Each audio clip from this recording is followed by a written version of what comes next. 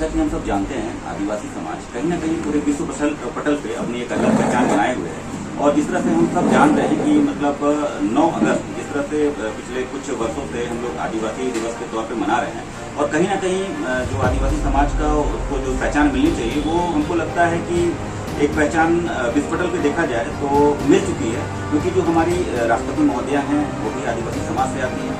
हमारी जो निवर्तमान मेयर रांची आशा लकड़ा, डॉक्टर आशा लकड़ा भी आदिवासी समाज से आती हैं। और इनको जो विश्व की एक तरह से बहुत बड़ी पार्टी बीजेपी, जिन्होंने मतलब इनको मंत्री का दर्जा दिया हुआ है, अपने आप में बहुत बड़ा एक कर्तव्य को पूरा करने के लिए जो जिम्मेदारी आशा लकड़ा दी को मिली हुई है वो अपने आप में काबिले तारीफ है। और हम चाहेंगे आदिवासी समाज में जो इस तरह के अव्वल लोग हैं, कहीं ना कहीं आदिवासी समाज को आगे बढ़ने के लिए किस तरह का वो संदेश देना चाहेंगे। हम लोग सब आदर्श जी चाहेंगे कि वो अपना संदेश दें कि आपको तो पहली बात तो जो जिम्मेदारी मिली उसके बहुत बहुत बधाई। और आदिवासी समाज और खासकर युवा समाज के लिए आप क्या संदेश देना चाहेंगे? सबसे पहले तो विश्व आदिवासी दिवस के अवसर पर देश के और सहित राजधानी में रहने वाले तमाम आदिवासी समाज को हार्दिक हार्दिक शुभकामनाएं बधाई करती हूँ। और मैं इतना बताना चाहती हूँ कि हमको बहुत दिनों से विश्व आदिवासी दिवस मनाते आए हैं, लेकिन दूर सुदूर में रहने वाले लोग भी इसको आकर्षित करते हैं। आज इस तरह से देश के यशस्वी प्रधानमंत्री ने भारत के सर्वोच्च पद पर अंत्योदय को एक जगह है। अंत्योदय में शहर के से छोड़कर के गांव के अंतिम कोना में बैठे हुए देश का सर्वोच्च पद पर बैठा, जिसको हम राष्ट्रपति के नाम से जानते हैं। और ऐसी सशक्त महिला जो झारखंड का गवर्नर रहते हुए देश की राष्ट्रपति है, राष्ट्रीय अंतर्राष्ट्रीय युवा पीढ़ी चाहे महिला हो या खेल के जगत में हमारे निभा चुके हैं। आज प्रशासनिक क्षेत्र, राजनीतिक क्षेत्र और प्रशासनिक एजुकेशन क्षेत्र में भी बढ़ चढ़ करके महिलाएं और लड़के शिक्षक बन के उभर रहे हैं। आज लोग शिक्षाविद भी बन रहे हैं, कई कंपनियों में काम कर रहे हैं। मैं इतना कहूँ जो भी आज पढ़ाई करने से विद्यार्थी कि अपने देश में रहने के कारण आज हम अंतर्राष्ट्रीय आदिवासी दिवस तो मना रहे हैं, लेकिन एक संकल्प लेना चाहिए कि जिस तरह से भगवान बिरसा मुंडा इस राज्य में अंग्रेजों के शासन के समय सबका छक्का छुड़ाए थे और अपना एक नाम रोशन किए थे, जिनके नाम पर आज झारखंड का नाम रोशन हुआ है। ऐसे बिरसा मुंडा के नाम पर भी देश के यशस्वी प्रधानमंत्री ने जनजातीय गौरव दिवस का नाम उन्होंने स्थापित किया। और आज देश के कोना कोना में एक एक गाँव में लोग जाते हैं तो अपना जो संस्कार और संस्कृति को देखते हुए, अपना जो संविधान है उसको बचाते हुए अपने आप को आगे बढ़ाना चाहिए। सिर्फ नौकरी ही मेरा एक जीवन नहीं है, जीवन जीने का अनन्य तरीका है। अगर आप इकोनॉमिक्स का विद्यार्थी रहे होंगे तो बार्टर सिस्टम भी लोग बहुत पहले पढ़ते थे, आज उसको फिर से लागू करने की आवश्यकता है ताकि हमारी अर्थव्यवस्था में हमारी अच्छी भूमिका हो सकती है।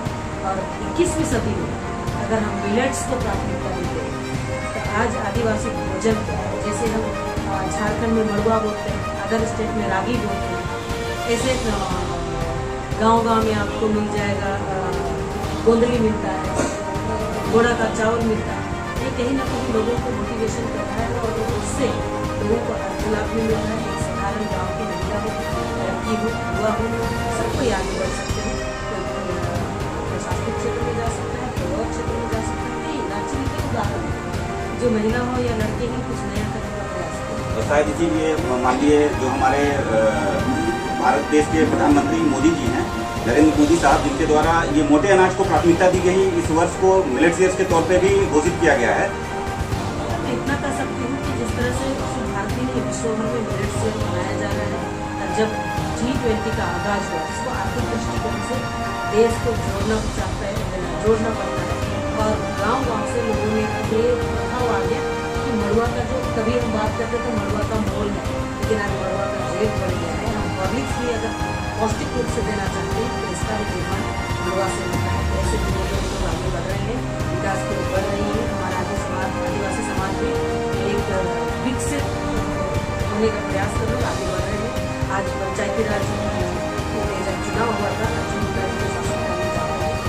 50% आरक्षण महिलाओं को मिला और आज लेकिन एक सवाल आपसे मैं लेना चाहूंगा कि बीजेपी जो कि मतलब विश्व की आज की डेट में सबसे बड़ा संगठन, सबसे बड़ी पार्टी बोली जा सकती है, इसने आपके ऊपर भरोसा जताया और दोबारा से आपको मतलब एक बड़ी जिम्मेदारी दी है, तो आपको क्या लगता है बीजेपी के अंदर जो ये संगठन की मजबूती है या फिर आपके अंदर कुछ किस तरह का आस्था देखा जा रहा है कि आपको ये नई नई जिम्मेदारी आपको मिली जा रही है?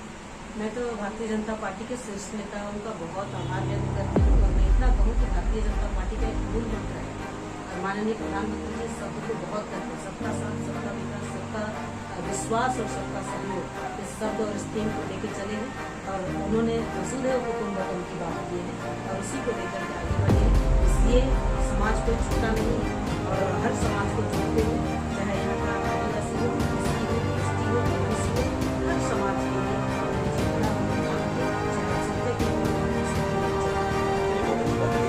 दो शब्द और चाहेंगे आदिवासी महोत्सव को लेकर, खासकर युवा वर्ग जो है वो कहीं ना कहीं दिग्भ्रमित हो रहा है, उनके लिए दो संदेश कम शब्दों में चाहिए। देखिए, अपने संस्कार और संस्कृति को जोड़ के रखना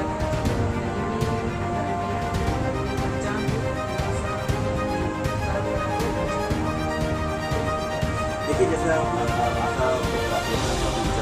हमको लगता है समाज के हर एक व्यक्ति को अपनी आस्था, अपनी संस्कृति बचाए रखने के लिए, खासकर युवा पीढ़ी को अपनी चीज़ों को साथ में लेकर चलना चाहिए। खासकर भाषा को, हमें अपने भाषा को आत्मसात करना चाहिए ताकि हम अपने समाज में अपने जो एक अभिन्न छाप है, जो हमारी एक अलग पहचान है, उसको बनाए रखें अपने सहयोग के विकास के साथ। मैं यही करता